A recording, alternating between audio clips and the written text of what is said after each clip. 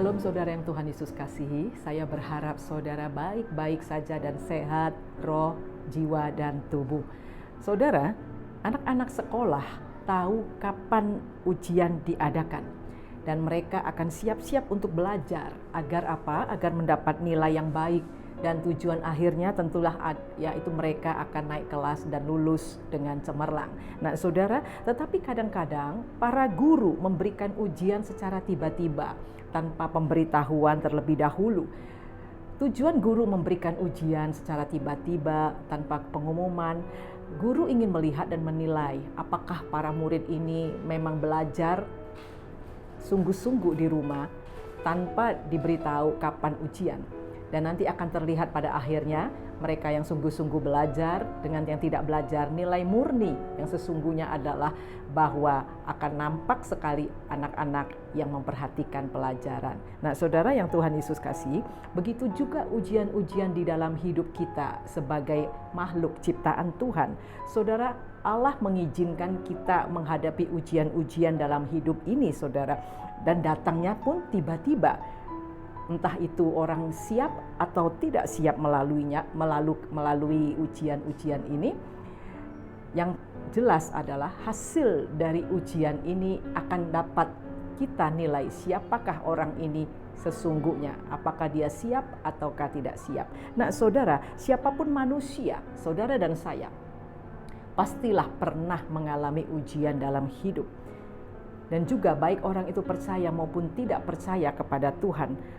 Bahkan orang yang paling setia pun, orang yang baik dikenal, orang yang paling jujur pun tidak luput dari ujian oleh Allah. Saudara, contohnya adalah Ayub.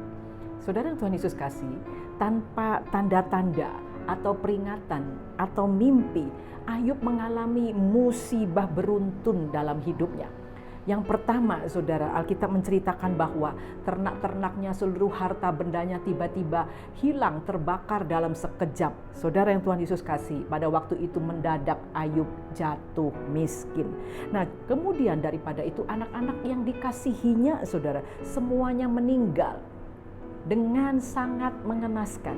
Bukan karena penyakit, bukan karena tabrakan, tetapi karena angin ribut, angin badai dan merobohkan rumah di mana mereka sedang berpesta. Dan semua anak-anak Ayub meninggal secara mendadak. Dan juga saudara, Ayub menderita penyakit kulit yang sangat-sangat amat menjijikkan. Dan yang lebih mengenaskan adalah istrinya, orang yang paling dikasihinya, meminta Ayub mengutuk Allah yang selama ini, Allah yang sudah memberkati mereka, Allah yang sudah memberi kekayaan kepada mereka. Bahkan teman-teman Ayub pun saudara mengejek Ayub, dan mereka mengatakan bahwa Ayub menderita karena Ayub sudah berbuat dosa. Nah saudara yang Tuhan Yesus kasih, apakah Ayub lulus dalam ujian tiba-tiba yang diberikan Allah kepadanya? Nah saudara, ketika orang yang paling dekat, yaitu istrinya yang dikasihinya, yang diharapkan Ayub untuk menemani dia dalam penderitaan, mulai menjauhi Ayub dan mulai mengajarkan Ayub, meminta Ayub supaya mengutuk Allah dan supaya Ayub mati saja daripada menderita dan dipermalukan. Apa respon Ayub?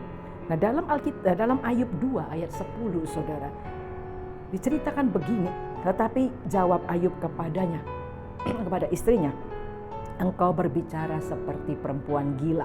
Apakah kita mau menerima yang baik dari Allah, tetapi tidak mau menerima yang buruk?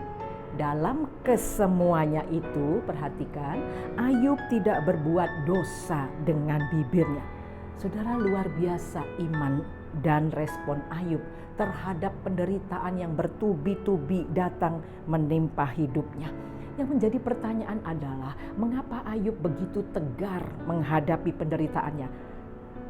Apakah Ayub sudah mati perasaannya?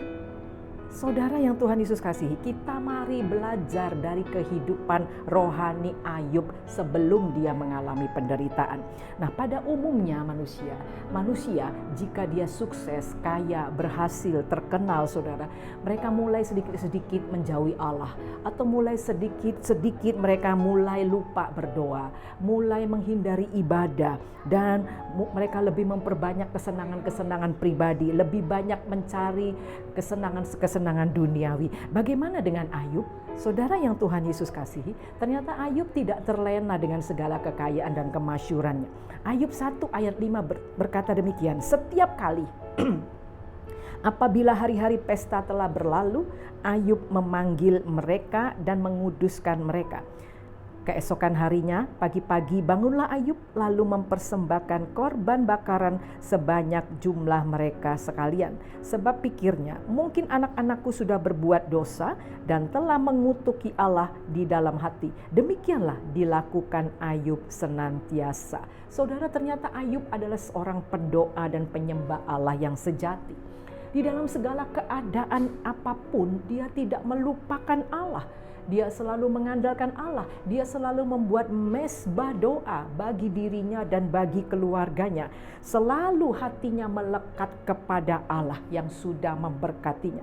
Nah, saudara yang Tuhan Yesus kasih, inilah kunci ketegaran, keberhasilan Ayub dalam menghadapi masalah.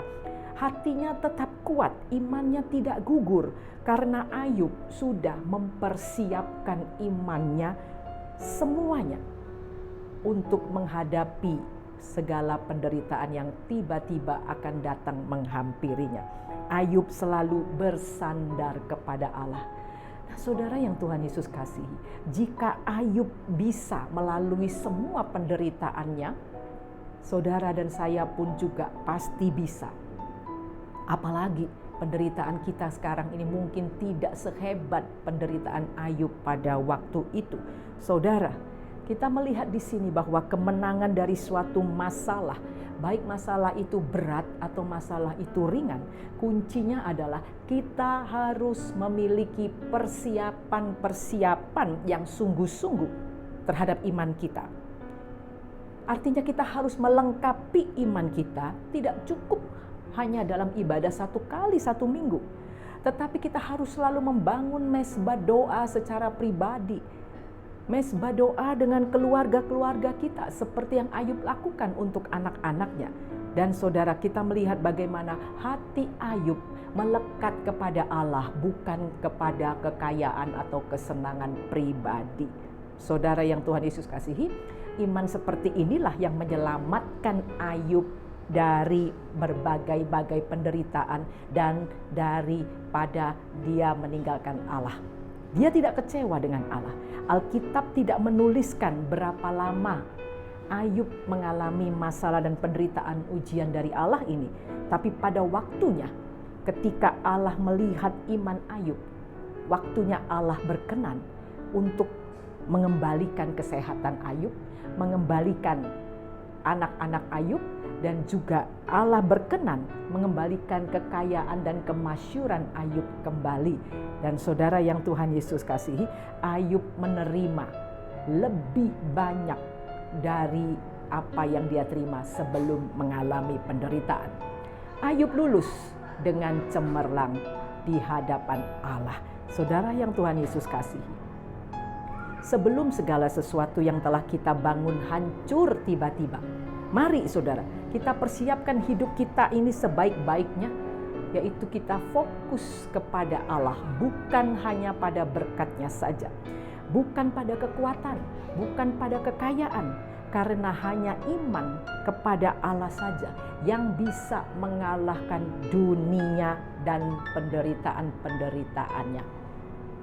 Amin. Tuhan Yesus memberkati.